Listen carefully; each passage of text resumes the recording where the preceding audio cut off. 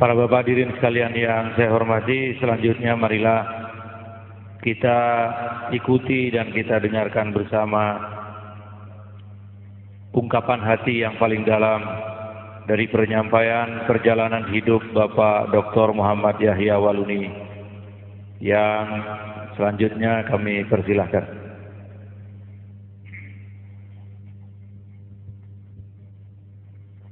Assalamualaikum warahmatullahi wabarakatuh. Bismillahirrahmanirrahim.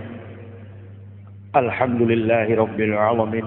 Wassalatu wassalamu ala asrofil anbiya wa mursalin sayyidina wa maulana Muhammadin wa ala alihi wa sahbihi ajmain, amma ba'd. Asyhadu an la ilaha illallah wa asyhadu anna Muhammadar Rasulullah. Wa la tujadilu ahlal kitab wa qulu amanna billahi ursila ilaina wa ilahuna wa ilahukum wahid. La tajidana asdan nasi adawatan lil ladzina amanul yahuda wal ladzina asyraku wa la tajidana aqrabahum mawaddatil lil ladzina amanul ladzina qalu inna nasra jalika bi anna minhum bizizina wa ruhbana wa annahum la yastaqdirun wa iza zami'u ma unzila ila rasuli tara ayunahum tafidu minad dam'i mimma arafu minal haq yaquluna rabbana amana faktubna ma'as syahidin Muhammad. Yang saya hormati Bapak alim ulama yang ada di pondok pesantren, dalam hal ini majelis kiai, dan seluruh masyarakat yang hadir bersama-sama dalam majelis yang kita gelar bersama ini, merupakan sebuah nikmat petunjuk insyaallah dari Allah Subhanahu wa taala yang tentunya selaku orang-orang beriman patut kita syukuri bersama. Tagal nikmat, keberkahan, ridho dan berkahnya kepada kita semua sehingga kita boleh ada di tempat ini dalam sebuah perhimpunan yang dimuliakan Allah Subhanahu wa taala. Itu yang patut kita syukuri, dan tentunya tak lupa pula kita menyampaikan salawat dan salam kepada revolusioner Islam, junjungan Nabi besar Muhammad sallallahu alaihi wasallam. Karena oleh karakteristik sikap akhlak yang mulia dari beliau, sehingga kita semua selaku orang-orang beriman dapat merealisasikan konteks kehidupan keimanan itu menurut petunjuk-petunjuk yang ada, tertuang secara jelas dari kitab-kitab para nabi yang kemudian disempurnakan di dalam kitab suci Allah yang tidak ada sanksinya lagi bagi orang-orang yang berpengetahuan dan orang-orang yang mau menggunakan akal secara positif, yakni kitab suci Al-Quran Karim. Semoga rahmat dan ridho Allah senantiasa ada dalam hidup dan hati kita, di dalam membentuk sebuah keimanan yang kokoh di tengah-tengah berbagai macam problem, di tengah-tengah berbagai macam persoalan baik secara eksternal maupun dalam internal yang ada pada konteks abad 21. Karena memang demikianlah realita yang harus kita hadapi, dan tidak dapat kita pungkiri bahwa yang namanya kebaikan, yang namanya kebenaran itu senantiasa ditantang oleh berbagai macam kefasikan dan aib dosa. Saya di kesempatan ini sebagai orang yang baru memeluk agama Islam, saya dilahirkan di kota Manado pada tanggal 30 November tahun 1970. Dari latar belakang alias background saya, sesungguhnya saya bukanlah orang yang hanya duduk di bangku gereja, tetapi saya adalah seorang yang berdiri di atas mimbar dan banyak menyampaikan aspirasi dan konsep omong kosong Paulus. Saya adalah pendeta bertugas di GKI di tanah Papua selama 16 tahun, dan 8 tahun saya sempat memimpin institusi akademik Sekolah Tinggi Teologi Calvinis, dan kemudian pada tahun 2002 saya mengakreditasi perguruan tinggi dimaksud dan sekarang dikenal dengan Universitas Kristen di tanah Papua. Itu adalah hasil kerja karya saya selama saya berada dalam institusi gereja GKI di tanah Papua. Mengapa saya masuk Islam? Ini pertanyaan yang harus saya jawab mengandung sebuah pencatatan dan pengkajian secara ilmiah. Karena saya sudah mengalami sendiri bahwa kebenaran Islam tidak hanya dapat dikaji secara spiritual. Bahkan pengalaman-pengalaman spiritual itu akan diperhadapkan dengan tanda tanya, apakah betul atau tidak betul, bohong atau bukan bohong. Maka Islam, setelah saya masuk, saya mendapatkan hadis Rasulullah Muhammad SAW. Beliau pernah berkata bahwa agama diprioritaskan secara khusus spesialisasi bagi orang-orang yang berakal. Dalam statement yang saya temukan, di dalam pembahasan baik secara teori yang saya simpan dalam lubuk hati, sehingga secara simpel saya sampaikan, Islam no fisik but heart. Islam itu adalah hati, tetapi hati yang sudah diatur sedemikian baik oleh Allah, yang mengandung sebuah pencatatan realita. Hati ini terkandung berbagai macam persoalan hidup, tetapi Islam membentuk sebuah kekuatan baru dalam hati manusia. Dan kekuatan itu tidak secara assumption, tetapi pencatatan itu terjadi atas proses faktualisasi, kebenaran-kebenaran ternyata melalui sains ilmu pengetahuan. Ini penyelidikan atau disertasi temuan yang saya temukan secara translate Indonesia dalam bahasa Indonesia Al-Quran. Saya banyak melihat dalam terjemahan secara kasat mata seluruh ayat-ayat dalam Al-Quran. Ternyata jangankan hal surga neraka, jangankan vertical contact, hubungan antara Allah dan manusia, self-realization and God-realization.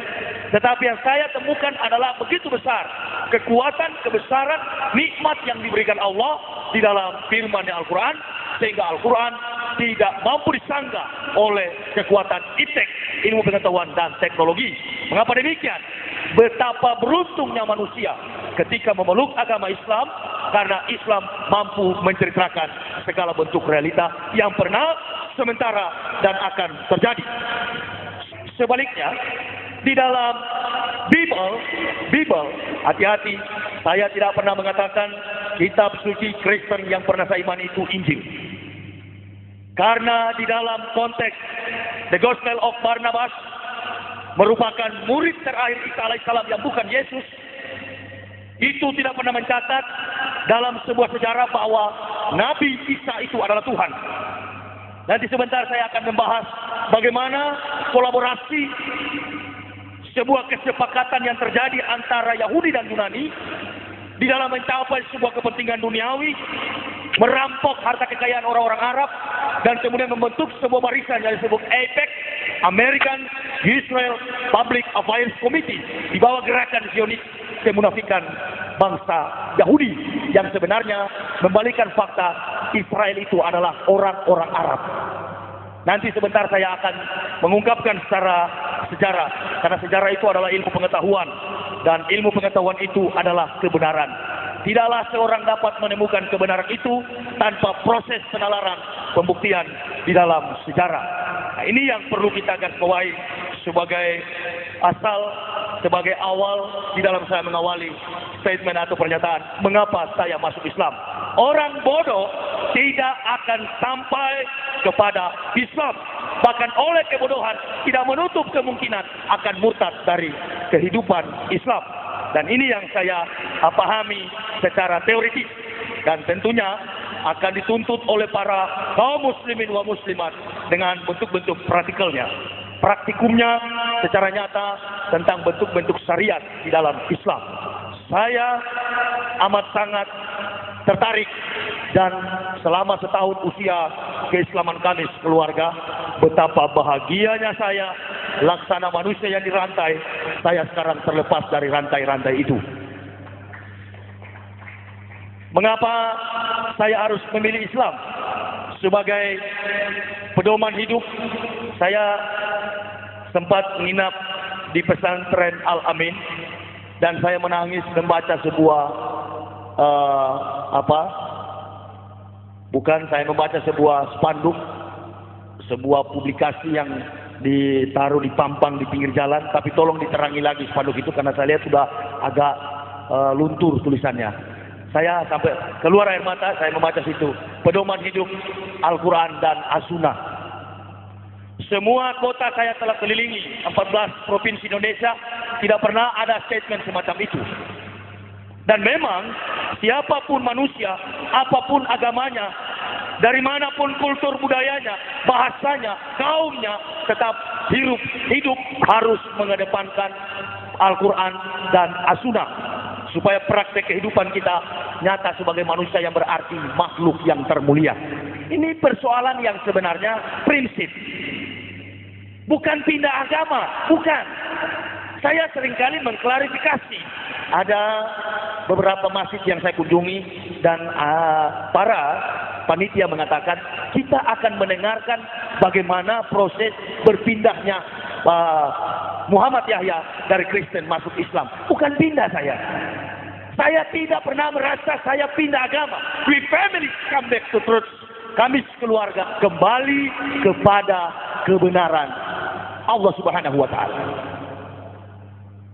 Kalau kita tahu motor Shogun itu adalah produk Jepang, maka kita harus berangkat dari sebuah pemikiran positif. Dari mana saya jadi? Dari mana saya berasal? Memang ketika Adam ada di dunia, Adam diciptakan dengan segumpal tanah liat. Tetapi keturunan Adam dengan proses kelahiran. Dan kemudian dari bapak saya, ibu saya, lahirlah saya. Selama 16 tahun mengembara di dunia, hidup sebagai pemimpin kafir alias pendeta. Sutradaranya bukan dari Hollywood. Dari Hollywood menyaksikan sebuah layar lebar, membuat sebuah pernyataan di dalam teori, dan kemudian menayangkan dalam gerakan action manusia. Dari sebuah film, itu berdasarkan proses realita dan peristiwa yang sudah terjadi. Tetapi yang mengislamkan kami ini adalah pencipta sejarah, yakni Allah Subhanahu wa Ta'ala. Maka dikonsepkan dalam sebuah rumus teologi Islam, itulah hidayah.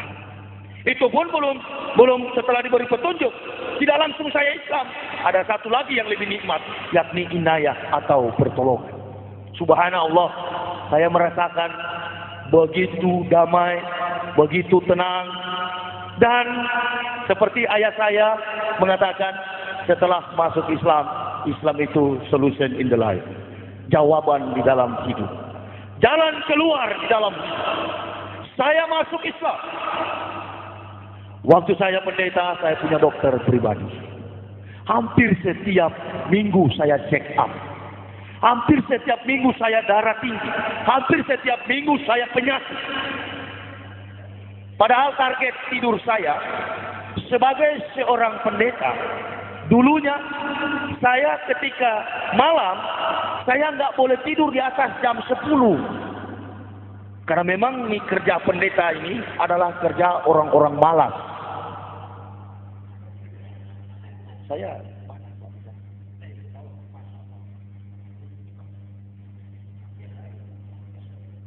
turun di bawah ya. Jadi kerja pendeta ini adalah kerja orang-orang malas.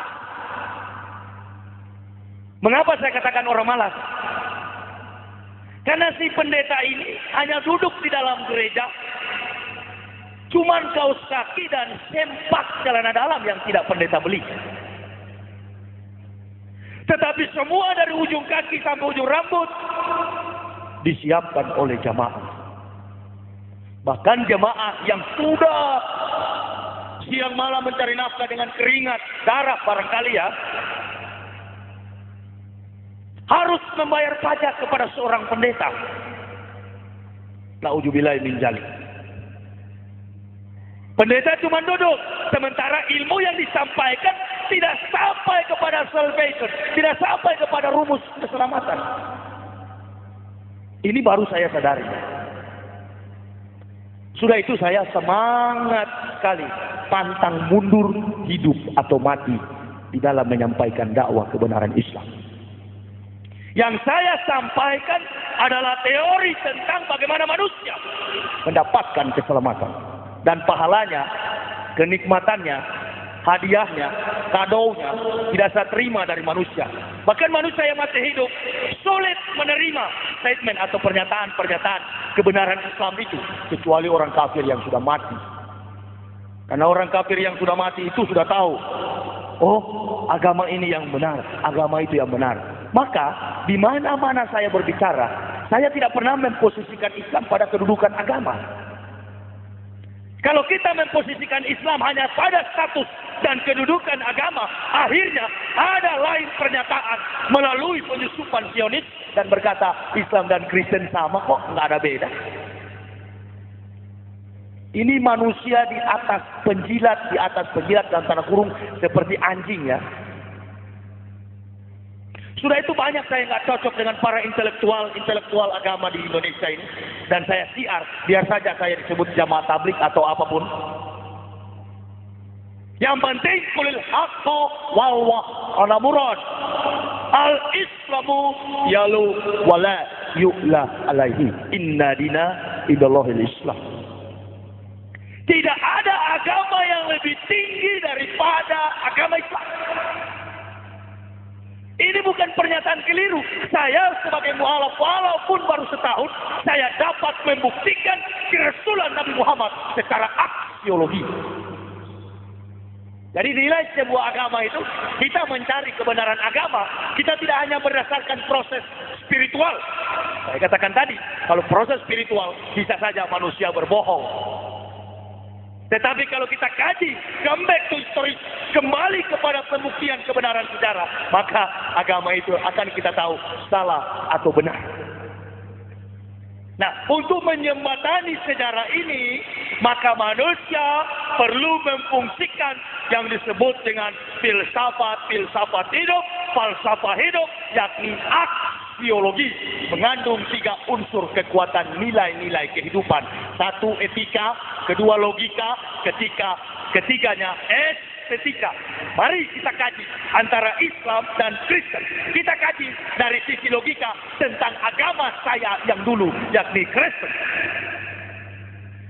Karya kebesaran kuasa Allah Subhanahu wa Ta'ala tidak pernah bertentangan dengan rasio manusia, karena Allah bukan orang gila. Kitab suci saya yang lama mengatakan jangan seorang pun tambah atau kurang sesuatu yang difirmankan Allah, Tuhan kata mereka. Kata saya dulu di atas mimbar, jangan seorang pun jemaah Tuhan, ini waktu saya pendeta dulu, menambahkan satu kata pun atau mengurangi isi firman Tuhan. Siapa yang menambahkan akan bertambah hukumannya. Siapa yang mengurangi akan berkurang pahalanya. Setelah saya menyelidiki kitab-kitab suci saya, ternyata begitu banyak ayat-ayat yang bertentangan. Sebagai contoh, Alkitab, Bible dengan bahasa Melayu diterjemahkan oleh penjajah Belanda. 1 Raja-Raja 4 ayat 26 mengatakan jumlah kandang Sulaiman bin Daud adalah 4.000. Alkitab tahun 2001 sama 4.000 jumlah kandang Sulaiman. Tetapi Alkitab tahun 1991 kandang Sulaiman tiba-tiba berubah menjadi 40.000. Secara filosofis betul saja waktu tahun 1928 yang berfirman Tuhan. Tetapi tahun 91 lawan daripada Tuhan secara etimologis, hantu. Ini dari sisi logika. Karena saya bukan manusia goblok yang masuk Islam. Saya katakan sekali lagi, garis bawahi, tidak ada seorang yang goblok, yang tolol, yang bahlul akan sampai kepada agama Islam. Sudah itu jangan heran kalau ada dari umat Islam yang pindah ke agama lain, itu manusia tolol di atas tolol. Dan memang saya teringat, dulunya saya pimpinan sekolah tinggi teologi Calvinis. Sekarang saya baru sadar bahwa yang saya pimpin bukan teologi, sekolah tinggi tolologia.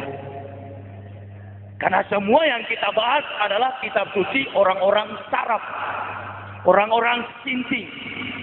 Karena sudah kelewat pintar, ya, di atasnya pintar itu kan gila. Apa enggak gila?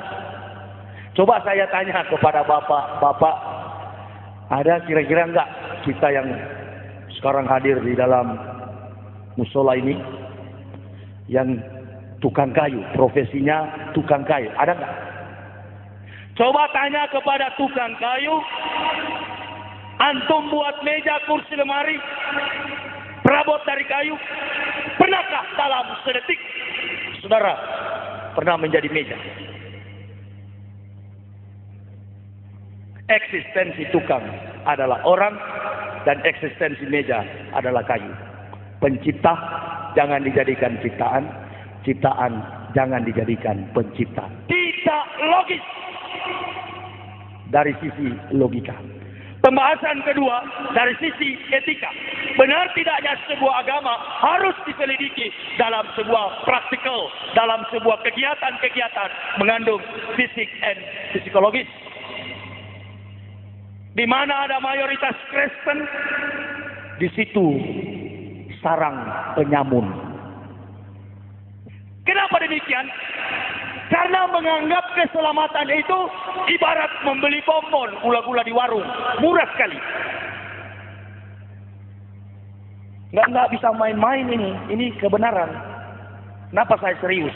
Saya nggak pernah ngolok agama orang, biar aja. Lakum dinukum wal yadin. Agamamu, agamamu, agamaku, agamaku. Tetapi satu, sebagai hamba Allah, tentunya saya harus menegakkan kebenaran itu. Apapun resikonya. Mau hidup kah, mau cacat, mau mati, mau dipenjara, no problem. Ini kebenaran, nggak perlu dikawal saya, nggak pernah takut saya. Basis Kristen saya siap tablik akbar di Manado. Dan saya sampaikan, lebih baik dikatakan gila, tetapi tidak sesat. Karena orang gila belum tentu sesat, tetapi orang sesat lebih daripada gila. Di mana ada mayoritas Kristen, basis Kristen, di situ penyamun. Mabuk, diskotik, dansa, hura-hura. Kampung saya Manado itu paling banyak sekali Islam KTP. Sudah itu saya siar kemarin, saya katakan toleransi yang kebablasan. Hormati, ya, merupakan ajaran Islam. Menghargai, ya, sesama makhluk, hablum minanas. Tetapi kita sebagai umat beriman ada prinsip ketauhidan, prinsip keimanan. Jangan sampai kesucian, kemuliaan, kebesaran Allah di dalam diri kita ternoda oleh karena mengakui setiap sepak terjang kelompok kafirun. Jadi di Manado itu orang Islam, agama Islam, sudah enggak sholat, minum minuman keras. Saya luruskan karena itu tempat kelahiran saya. Menjaga jangan sampai terjadi kerusuhan. Loh. Eskalasi konflik yang ada di Poso, yang ada di Ambon, yang ada di mana-mana saja tidak ada hubungan dengan kekuasaan, kebesaran dan kekuatan ajaran Al-Quran. Enggak, tetapi itu merupakan sebuah strategi politik yang dimainkan oleh para politikus berhati binatang.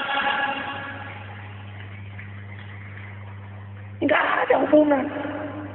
Dari sini sengaja diciptakan oleh para pemimpin dunia di bawah gerakan Zionis. Kita kacaukan sistematika agama itu karena memang Belanda ini licik. Tidak ada strategi homogenisasi, tidak ada. Tetapi heterogenisasi dia bangun. Di utara dia bangun Kristen di Manado, basisnya. Di Irian dia bangun di Jayapura. Di Sulawesi Selatan dia bangun di Tanah Toraja. Sengaja.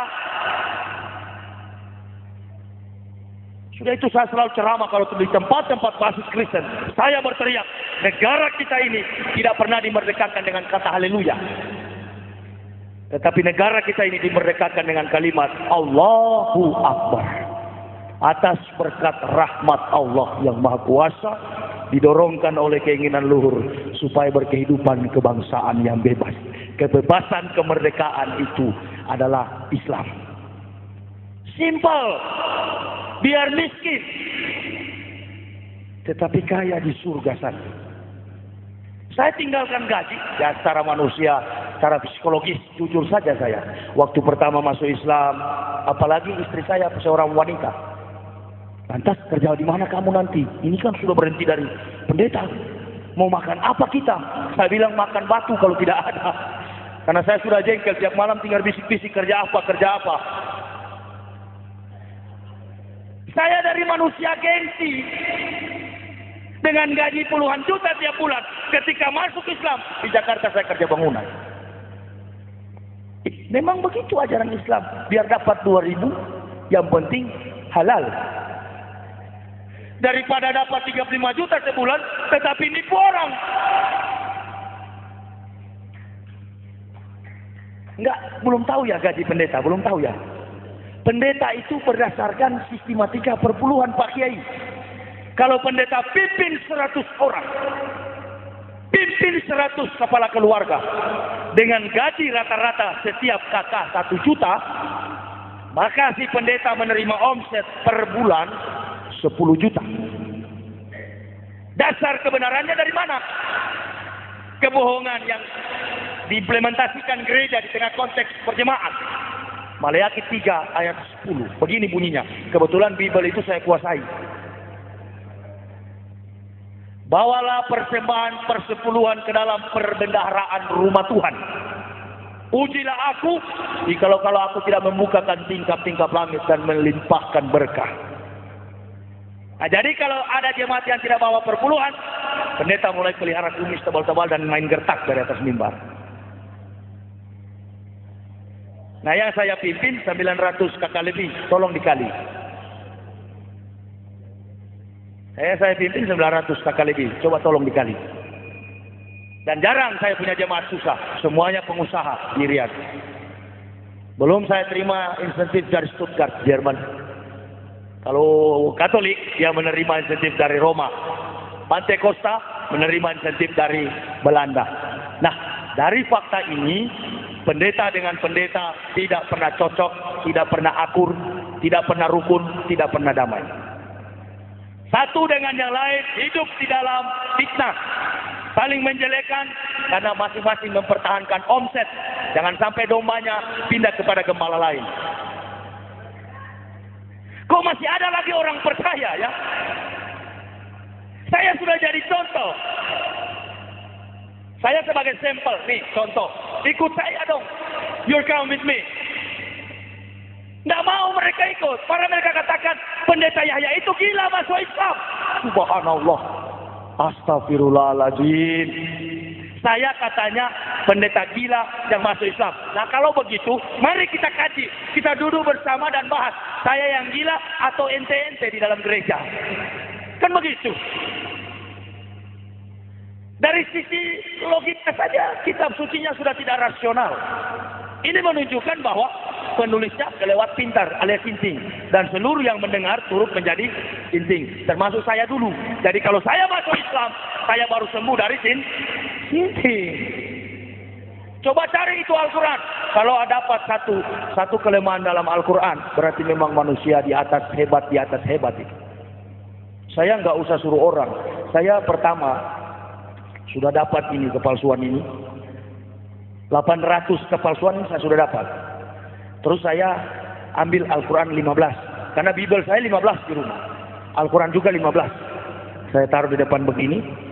Dan saya selidiki. Pertama saya buka tuh Al-Quran. Al-Quran bilang begini. Aku dapati kamu seseorang yang bingung. Loh, dia tahu. Memang waktu itu saya bingung. Tapi di bawah footnote-nya, di bawah catatan kaki daripada Al-Quran itu, itulah bagusnya Al-Quran. Di bawahnya ada catatan kaki, alias asbabun nuzul. Jadi ada alasan-alasan turunnya ayat dan pernyataan-pernyataan yang sangat asing dijelaskan di bawah catatan kaki itu.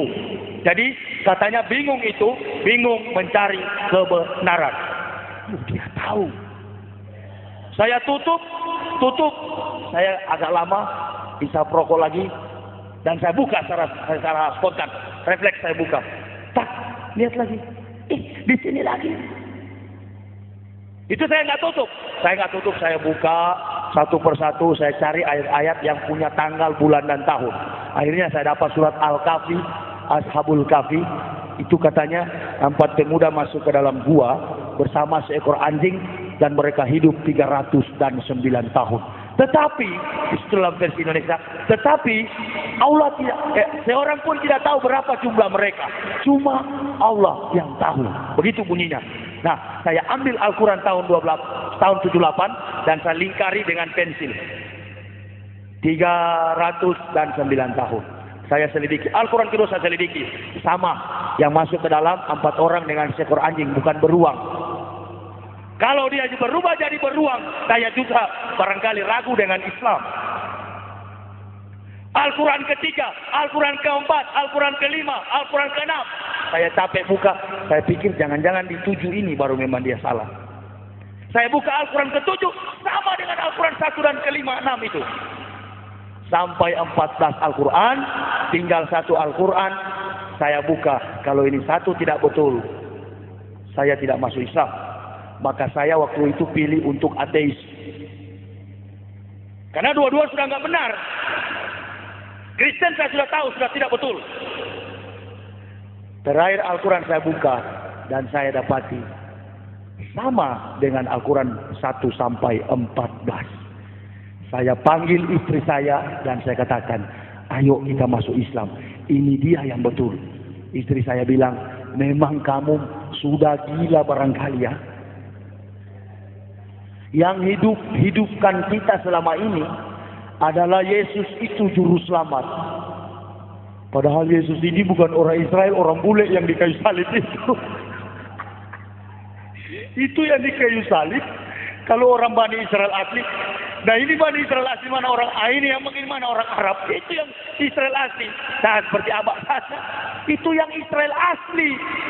63 Masehi, sebelum Masehi sampai 70 Masehi, Romawi menjajah Yerusalem dan baru ada asimilasi, perkawinan campur, bagaimana meruntuhkan iman status sosial daripada orang Yerusalem.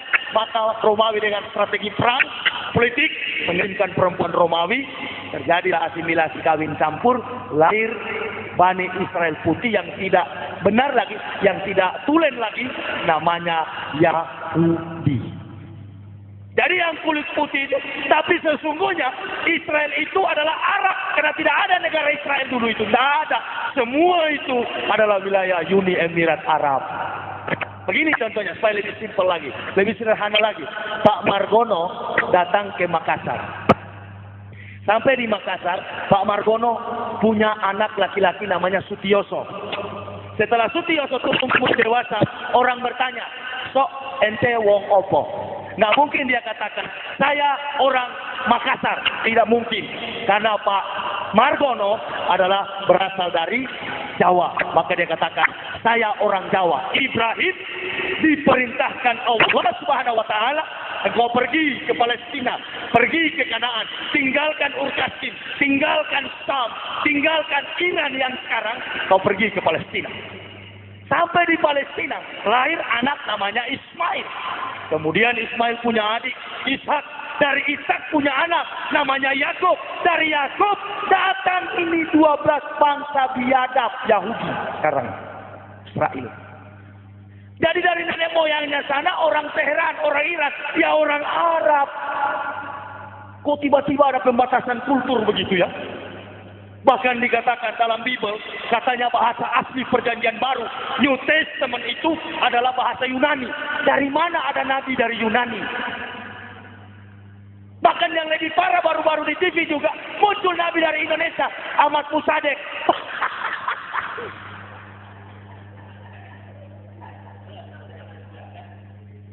Subhanallah, kurang ajar betul ya. Sedangkan dari masih diragukan status istilahnya sebagai habaib. Muncul lagi politikus kelas teri. Dari face-nya saja kelihatan tegang. Bukan seorang nabi. Nggak bercahaya, saya lebih bercahaya. Ahmad Musadek, nabi palsu. Saya ceramah di Makassar. Kalau ada orang ngaku nabi setelah Nabi Muhammad, itu N diganti B. Jadi babi. Haram. Ya haram, bukan berarti dianya yang babi.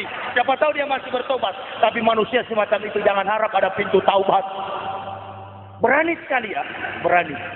Isa sendiri jangankan pakai Al-Quran, pakai Bible, Old Testament, perjanjian lama, kitab Taurat dan para nabi sudah menubuatkan bahwa di kemudian hari akan tampil seorang nabi, penghibur, penolong di tengah-tengah kamu yang kemudian namanya Ahmad bin Abdullah.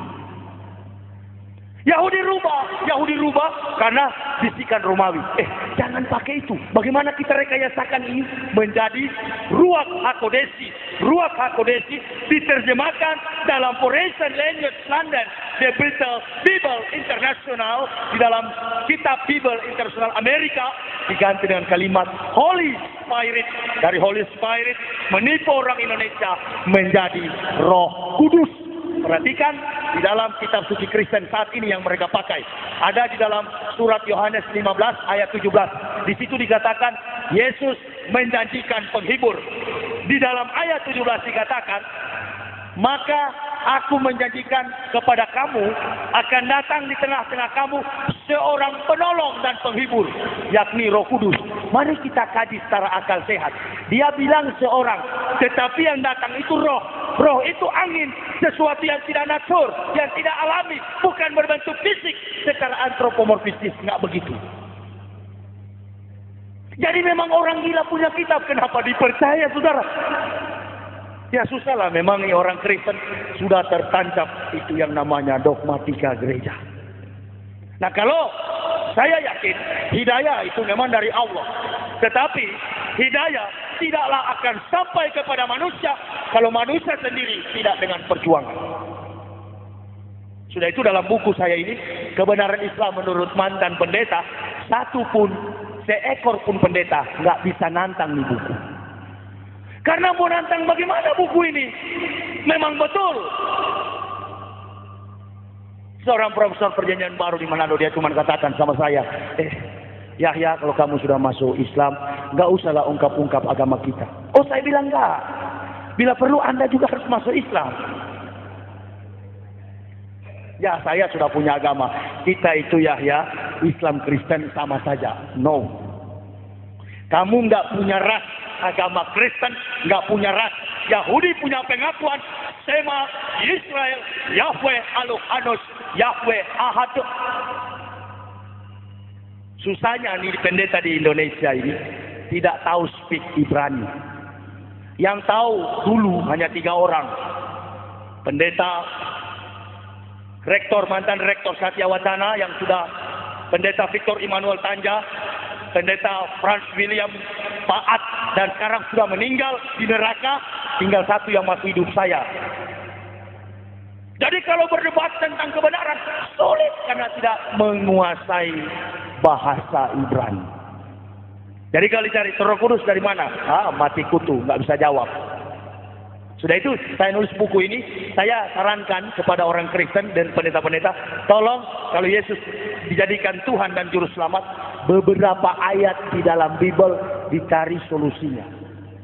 Bahkan saya sarankan kepada Alkitab, Matius 3 ayat 11 sampai 17 ditukar dengan Matius 13, dengan Matius 11. Pindah ke atas, dari atas ke bawah, bawah ke atas. Saya sarankan begitu. Karena memang pemahaman saya, kenapa saya masuk Islam? Karena pemahaman saya sudah tidak cocok percaya kepada majalah Bobo. Majalah Bobo itu hanya boleh digunakan oleh anak yang berusia 0 sampai 7 tahun. Saya sudah 36 tahun, sudah cukup pakai majalah Bobo, bohong-bohongan, dongeng-dongengan, stop. Saya harus pakai majalah dewasa, kehidupan yang menyangkut eksistensi kehidupan kekal, hanya ada di dalam Al-Quran. Jadi kalau orang bilang, oh Al-Quran itu kan rekayasanya Nabi Muhammad, ini teologi Kristen. Ini gobloknya minta ampun loh. Dari Kejadian sampai Maleakhi, 39 kitab perjanjian lama. Dosen-dosen perjanjian lama mengatakan, para mener-mener yang ada di STT, hei mahasiswa sekolah teologi, rumus bahasa asli perjanjian lama dari Kejadian sampai Maleakhi, bahasa aslinya bahasa Ibrani.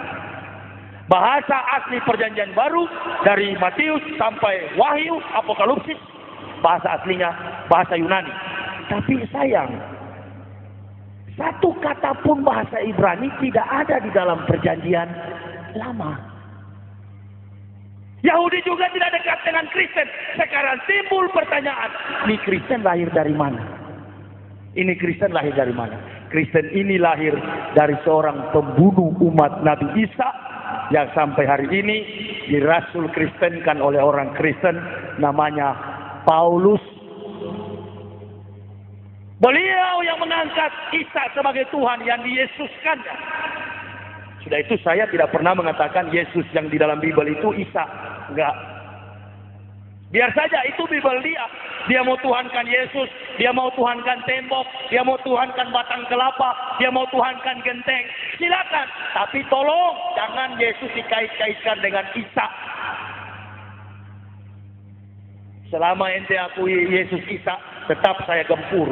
Karena Isa itu harus dibela sebagai Nabi Allah Subhanahu wa Ta'ala. Saya dibela oleh Allah kalau saya menolong agama Allah. Karena tidaklah sah iman seorang muslim kalau tidak beriman pada salah satu kitab yang diturunkan Allah. Maka difirmankan dalam Al-Ankabut 46 ayat 26 dikatakan 49-26, wa la tujadilu ahlal kitab wa qulu amanna billahi unsila ilaina wa ilahuna wa ilahukum wahid. Jangan kamu berdebat dengan ahlal kitab, ahli kitab, Yahudi atau Nasrani. Katakan kami beriman pada Taurat dan Injil, dan Tuhanmu dan Tuhanku wahid, satu. Mau agama apapun saudara, Katolik, Protestan, Prosetan, tetap Tuhan kita adalah Allah Subhanahu wa Ta'ala. Gampang sekali sebenarnya. Cuman memang Islam mahal. Jadi kalau bapak-bapak katakan sama saya, kenapa masuk Islam?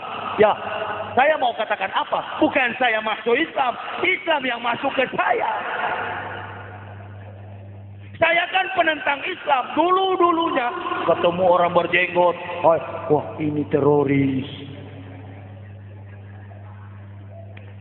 Orang bawa mukena pakai sarung ke masjid, saya katakan, tersesat dengan konsep Arab. Ini pikiran dan hati begitu. Jadi nggak mungkin saya masuk Islam. Islam masuk ke saya, membuat saya yang buta telik, membuat saya yang mati bangkit, dan membuat saya yang sinting sembuh gila. Jadi waras. Jadi memang sengaja Yahudi dan Yunani bilang begini, mari kita butakan akal manusia. Kalau akal sudah buta, ini jadi buta. Hati jadi buta. Kalau hati sudah buta, yakinlah, maka kita bisa raup ini keuntungan dunia. Itu tujuanku ada Kristen. Adanya Kristen untuk mengumpulkan massa. Supaya gerakan Yahudi itu untuk menguasai dunia terrealisasi. Itu saja. Tetapi sayang, sejuta sayang, namanya agama yang dibangun dengan kebohongan dan kepalsuan tidak bisa bertahan. Semakin hari, semakin banyak orang yang mengucapkan asyhadu an la ilaha illallah wa asyhadu anna muhammadar rasulullah. Banyak orang yang masuk Islam, baik di dalam kita Indonesia maupun di luar negeri. Orang sudah meninggalkan gereja. Di Amerika, orang jual itu gereja, bikin pub, bikin diskotik, restoran, dan rumah-rumah makan. Habis. Karena orang tidak mendapatkan kebahagiaan, orang tidak mendapatkan ketenangan, kegundahan, kegalauan, kekecewaan hati. Walaupun melimpah harta, manusia tidak dapat ketenangan itu. Hanya satu manusia dapat ketenangan itu, ketika mengedepankan pengakuan Allahu Akbar, sholat 5 waktu. Saya rasa sendiri, ini sholat cuma 5 menit, tapi beratnya minta ampun. Hayya 'alas shalah, marilah sholat. Tetap masih tidur karena padahal cuma 5 menit. Tapi dulu waktu di Kristen sampai melompat tepuk tangan 5-6 jam. Asik men. Karena dengan iblis. Tapi ketika masuk Islam cuma 5 menit sholat, enggak lama sebenarnya. Aduh minta ampun beratnya. Pakai wudhu segala lagi. Iya kan? Dulu saya waktu masuk Islam, Saya bilang begini sama istri saya, tidak usah wudu. Untuk apa wudu-wudu itu? Allah juga tahu. Jadi mau sholat subuh lagi ngantuk-ngantuk saya begini-begini di atas pagar, tangan saya di atas pagar begini. Ayo mak, cepat sudah. Itu saya bilang, tunggu, saya lagi wudu. Begitu saya pegang, wah ngajar kotoran manusia.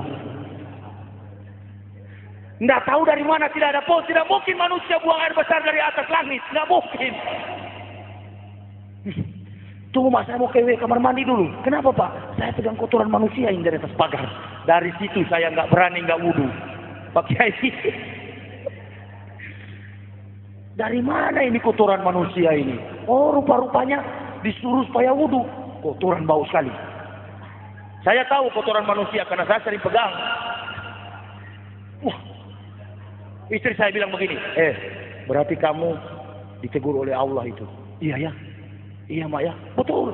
Coba kamu jangan bantah-bantah begitu. Oh rupa-rupanya masuk Islam jangan mengedepankan filsafat, nggak laku. Ini mahasiswa di sana, UIN Jakarta. Filsafat, homo usios, homo sapiens dikaca.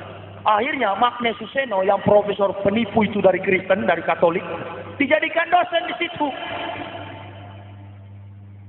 Namanya Yahudi Nasrani Kristen itu tidak senang sampai kita pindah kepada akidahnya.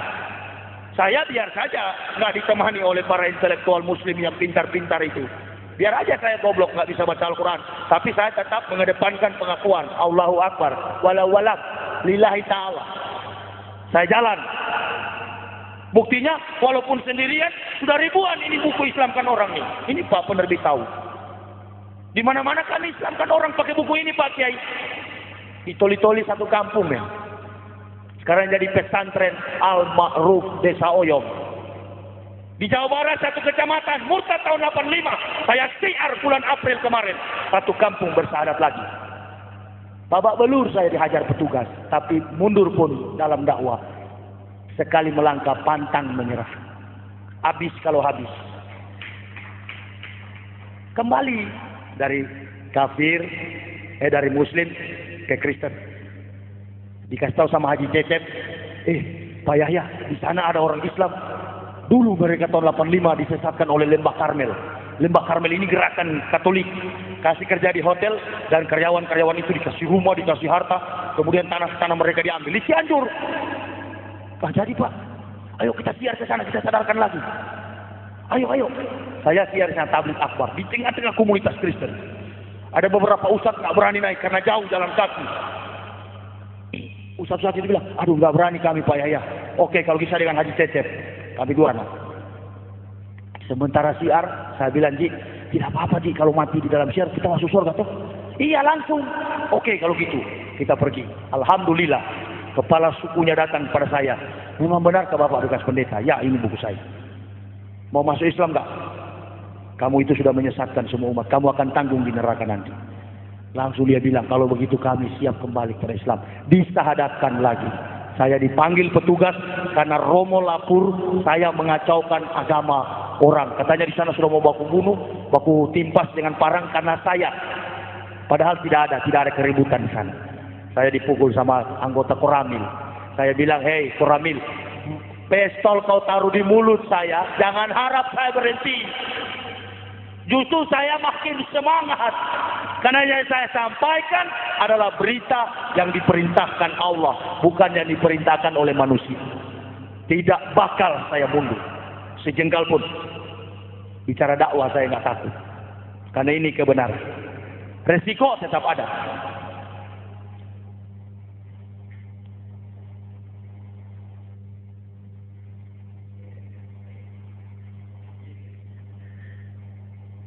Mari Pak Kiai. Assalamualaikum.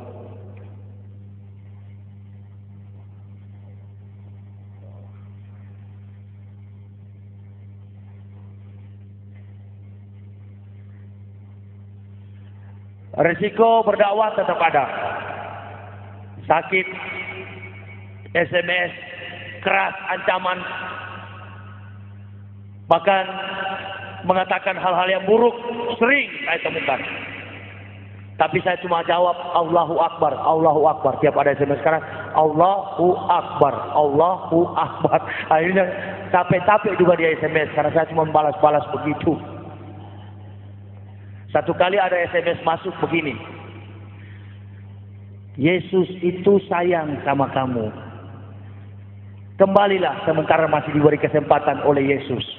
Langsung saya balas SMS-nya begini. Yesus itu tidak kenal sama kamu. Kamu kok bawa-bawa nama Yesus? Dia balas lagi sama saya. Ini lucu-lucu memang seringkali. Kamu tahu kan, kamu bekas pendeta.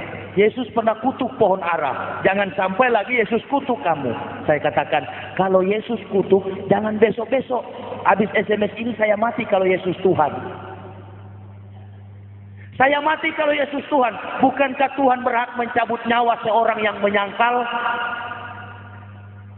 Seorang yang mengolok-olok kalau dia Tuhan? Jangankan jauh-jauh, habis saya ceramah ini, kalau Yesus Tuhan, mati saya. Tetapi sampai hari ini, alhamdulillah justru saya sehat. Karena Yesus bukan Tuhan. Qul wallahu ahad, Allahus samad, lam yalid walam yulad walam yakul lahu kufuwan ahad. Sama. Sema Israel Yahweh Elohadus Yahweh ahad. Ketahuilah Israel Allahmu Yahweh dan Yahweh Esa. Biadabnya Yahudi tidak pernah mengatakan Yesus Tuhan.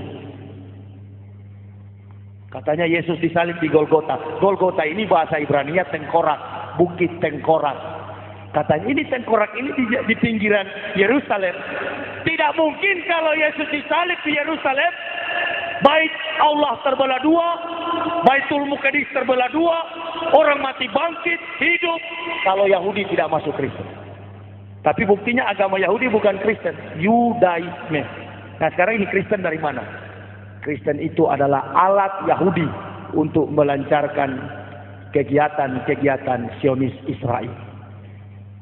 Kekuatan legitimasi politik, pemerintahan, pertahanan, keamanan, ekonominya, kedudukannya adalah PBB. Di bawah panji dan bendera PBB. Nggak usah bohong, saya dari pendeta tahu itu. Sudah itu kita Kristen di Indonesia bilang, nggak usah takut, PBB dekat dengan kita. Ini orang-orang Kristen ini sudah terjadi pembusukan hati dan akal. Ngapain kok membenci umat Islam? Padahal saya pernah gambarkan secara sederhana. Begini, agama-agama yang dibawa para nabi dulu, ada nggak kira-kira zaman sekarang? Teman saya yang eksklusif ini, dia bilang ada. Ya agama kita Kristen. Tetapi perjanjian lama itu sudah nggak berlaku dengan kematian Yesus di kayu salib. Oh begitu ya. Jadi Yesus nggak disunat. Ya tidak. Coba ente punya Bible. Lukas 2 ayat 21, Yesus dibaptis atau disunat? Dia buka. Lukas berapa? Lukas 2 ayat 21. Saya sudah muslim, kamu masih Kristen. Buka. Apa bunyinya di dalam? Ternyata bunyinya begini, Lukas 2 ayat 21. Pada hari yang ke-8, ia disunat dan diberi nama Yesus. Yesus dibaptis atau disunat? Kenapa kamu nggak sunat? Nggak usah takut, bukan di batangnya, cuma di ujung.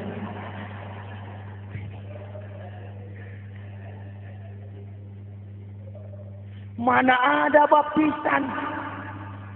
Baptisan itu adalah sarana supaya rumus homoousios, Bapa, Anak, dan Roh Kudus satu di dalam Esa, Esa di dalam Tiga. Jadi sama dengan iklan sampo 3 in 1. Begitu ya. Memang betul-betul sinting sekali. Enggak apa-apa, memang kita bicara secara logika. Agama Islam itu agama yang rasional. Dan karya kebesaran Allah di tengah dunia sangatlah rasional. Tidak pernah bertentangan dengan akal manusia. Subhanallah. Jadi saya pikir-pikir, kenapa biar hidup susah? Biar saja susah. Yang penting kita masuk surga. Amin ya Rabbal Alamin. Teman-teman saya itu yang Kristen betul. Kaya mereka. Tiap bulan terima gaji. Perpuluhan, tapi satu dengan yang lain seperti anjing dan kucing. Coba ini yang direkam ini dijadikan CD baru disebarkan. Pasti pendeta-pendeta yang dengar, aduh dia telanjangi lagi kami. Memang betul ya. Siapa tahu juga setelah jadi CD disebarkan dan para pendeta-pendeta itu sadar dan bersatu. Tapi namanya setan dengan setan susah, Pak. Pastor dengan pendeta, pendeta dengan pastor. Nggak baku cocok. Karena pendeta bilang sama pastor, pastor munafik. Teman saya, Steffi, dia itu waktu SMA dengan saya mania perempuan. Kok tiba-tiba dia sekolah kepastoran, jurusan kepastoran. Tamat jadi pastor, ditempatkan di Filipina. Setiap Natal ketemu di Manado.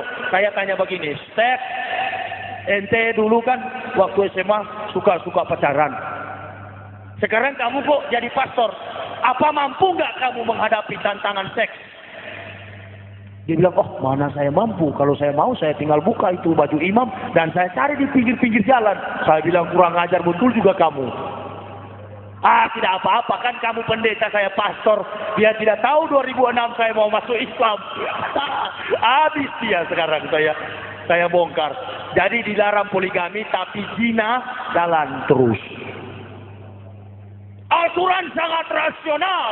Allah memahami batas-batas kemampuan manusia, menetapkan poligami bagi orang-orang yang dipilih. Jadi kalau kita nggak punya hasrat berpoligami, berarti kita bukan dalam golongan para nabi, para syuhada yang ditentukan oleh Allah. Nah, saya paham. Saya paham. Karena saya juga baru masuk Islam di Jakarta. Sekali saya ceramah, ada beberapa perempuan, bahkan pembaca berita minta saya nikahi. Pembaca berita minta saya nikahi, saya masih single fighter. Mau nggak? Jadi Allah berikan poligami kepada orang pilihan. Seperti saya sudah ada. Ya, Pak Kiai. Para nabi-nabi bukan satu istrinya. Mengapa? Karena Allah tahu orang yang dicintai Allah, habaib, dekat sekali dengan tantangan seks, maka diberi perempuan. Ketika diberi wanita, diberi istri, dibuat baik-baik, dijamin keadilan dalam aturan-aturan biologis, direalisasi. Saya begitu. Saya katakan kepada pendeta-pendeta, saya punya istri 2. Tetapi saya tidak pernah berzina. Pendeta-pendeta pergi ke Jerman, habis sidang gereja dunia, sudah ada bule-bule, sudah telanjang di kamar. Jangan bohong. Saya yang pernah alami. Lah iya, ngapain saya bohong? Memang saya yang alami kok. Bahkan kakak ipar saya di kamar hotel, saya kepergok dengan perempuan nakal, alias WTS. Hei, siapa ini? Ah, sudah kamu. Dia bahasa Manado, ngana ke sana, engkau tidak boleh tahu, sondor engkau tahu. Saya pembawa umat masuk surga, jadi yang begini tetap di surga. Subhanallah, astagfirullah. Karena di Kristen ada juru selamat. Di Islam cari selamat masing-masing. Yang KTP tetap masuk surga. Tapi imam tua di Toli-Toli bilang, kalau Islam KTP masuk surga, kambing hidup, ibarat kami hidup dikupas kulitnya. Jadi jangan coba-coba kita beragama Islam terus Islamnya suam-suam kuku. Kita punya Islam setengah. Uduhulu disilil mi kafah. Masuk ke dalam Islam secara kafah.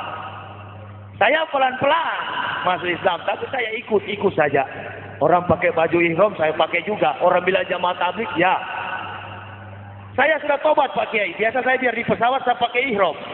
Suatu waktu saya dibilang kiai di atas pesawat dan ini ibu punya anak kecil mau flight ke Balikpapan terbang. Ini anak nggak bisa karena panas demam. Langsung ibu dekati saya. Assalamualaikum Pak Kiai. Waalaikumsalam. Anak pakai tajwid juga. Waalaikumsalam warahmatullahi wabarakatuh. Kenapa? Ini anak saya Pak Kiai. Kita sudah beli tiket, ini kan hitung dewasa. Astagfirullah. Jadi tolong Pak Kiai didoakan. Ini cuma doa satu, Al-Fatihah saja. Andalan. Loh, step by step. Daripada banyak ayat tahu berdoa-doa selamat tapi jarang sholat, percuma. Jangan pandang enteng sama saya. Saya bilang, ayo Bu di sudut sana. Ayo. Dalam hati, duk. Doa apa ini yang saya mau pakai? Saya bilang nanti itu Rabbana atina fid dunya hasanah wa fil akhirati hasanah wa qina azabannar. Tapi Al-Fatihah dulu. Saya ingat Ketua MUI Toli-Toli Pak Yusuf Yamani bilang bahasa Indonesia pun boleh.